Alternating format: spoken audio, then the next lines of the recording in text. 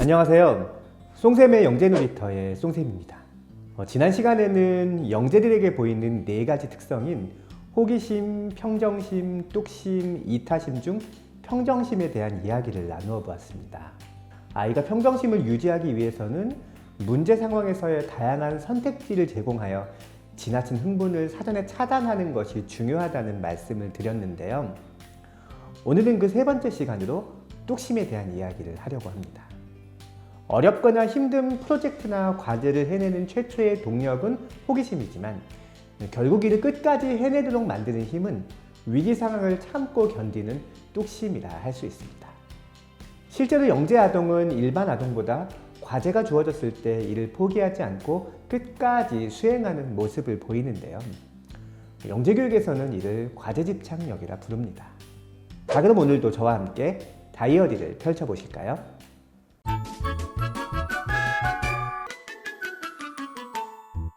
도전정신, 높은 성취 목표, 문제 해결에 대한 의지, 지구력, 근면함, 자신감, 책임감, 자기조절 능력, 몰입 등은 많은 학자들에 의해 선정된 과제 집착력의 특성들입니다. 이러한 특성들은 세 개의 큰 범주로 묶일 수 있는데요. 도전정신, 몰입, 자기주도가 바로 그것입니다. 그럼 각각의 요소에 대해 좀 더 자세히 살펴볼까요? 영재들의 높은 도전정신은 어려운 과제라도 해결할 수 있을 것이라는 신념이나 자신감에서 비롯합니다. 실패에 대한 두려움도 낮은 편이지요. 비록 현재는 어려운 문제를 해결할 수 없지만 계속 도전하고 노력하다 보면 언젠가는 반드시 해결할 수 있을 것이라고 생각하기 때문에 끝까지 도전할 수 있는 것입니다. 그렇다면 이러한 자신감은 어디에서 오는 것일까요? 그것은 바로 자신의 능력에 대한 높은 믿음입니다. 그리고 그러한 믿음은 능력을 발휘할 기회가 주어졌을 때와 자신의 능력에 대한 주변의 신뢰가 느껴졌을 때 성장합니다. 그러므로 자녀의 도전정신을 자극하기 위해서는 부모가 자녀 스스로 가진 능력을 마음껏 펼칠 수 있는 기회의 자리를 최대한 많이 만들어주는 것이 필요합니다. 그리고 이러한 기회의 자리 때마다 자녀에게 너의 능력을 믿는다는 무한 신뢰의 시그널을 보내야 합니다. 그런데 이 부분에서 좀 더 세심하게 고려해야 하는 것이 바로 자녀의 능력에 대한 믿음입니다. 우리는 흔히 결과 중심의 격려를 합니다. 원하는 것을 꼭 이룰 수 있을 것이라고 격려하는 것이지요. 하지만 도전정신에서 말하는 격려는 능력에 대한 신뢰입니다. 이 문제를 해결할 수 있는 충분한 능력을 가지고 있다고 격려하는 것입니다. 둘을 구분한다는 것이 말장난처럼 느껴지기도 하지만 너가 1등을 해서 기쁘다와 너에게 1등을 할 수 있는 능력이 있어서 기쁘다는 큰 차이가 있습니다. 1등이라는 결과에 대한 칭찬은 다음 도전에서도 1등을 해야 한다는 부담으로 작용하는 반면 1등을 할 수 있는 능력을 갖추고 있다는 점을 칭찬하는 것은 다음 도전에서도 자신이 가진 능력을 100% 발휘하면 된다는 기대와 설렘으로 작용하기 때문입니다.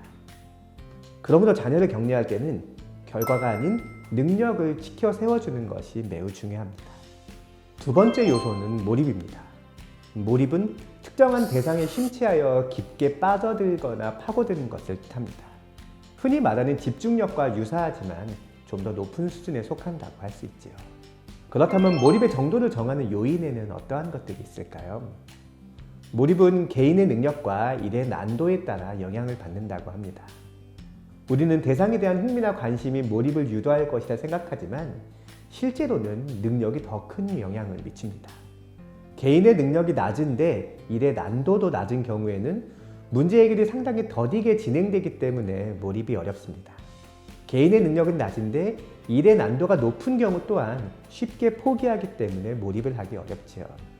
반면에 개인의 능력은 높은데 일의 난도가 낮은 경우에는 일을 하면서 심심하거나 지루함을 느껴 몰입이 어렵게 됩니다.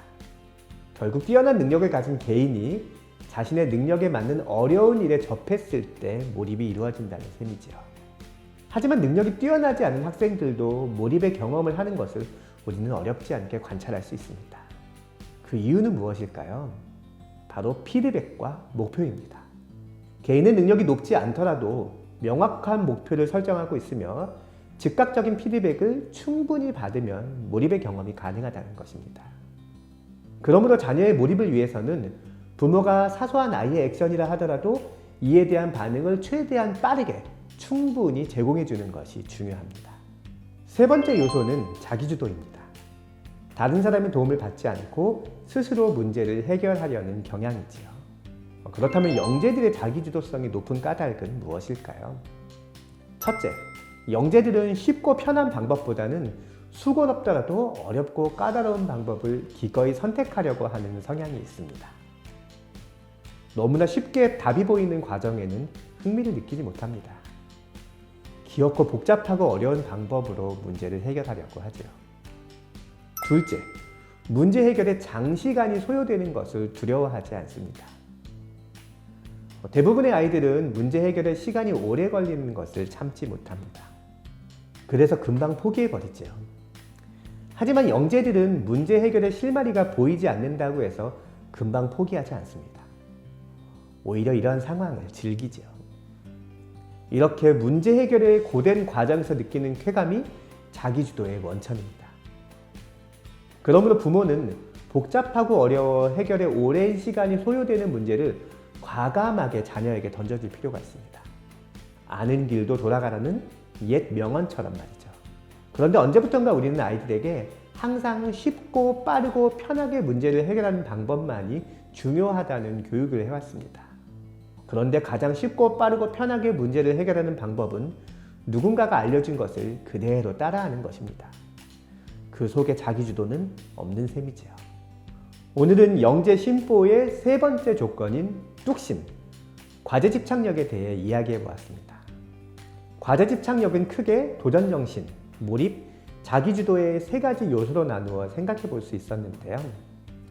첫째, 결과가 아닌 능력을 격려할수록 자신감이 높아지며 도전정신이 발휘된다.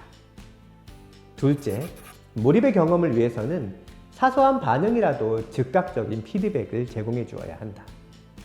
셋째, 복잡하고 어려운 문제를 해결하는 과정에서 발생하는 쾌락은 아이의 자기주도 능력을 자극한다. 이 세 가지 방법을 잘 기억하셨다가 아이의 훈육에 활용해 보세요. 어느새 나도 모르게 뚝심 있는 아이로 성장한 자녀를 보시게 될 것입니다. 오늘의 다이어리는 여기까지입니다. 다음 시간에는 영재 심보 그 마지막 요소인 이타심과 관련된 내용으로 찾아뵙겠습니다.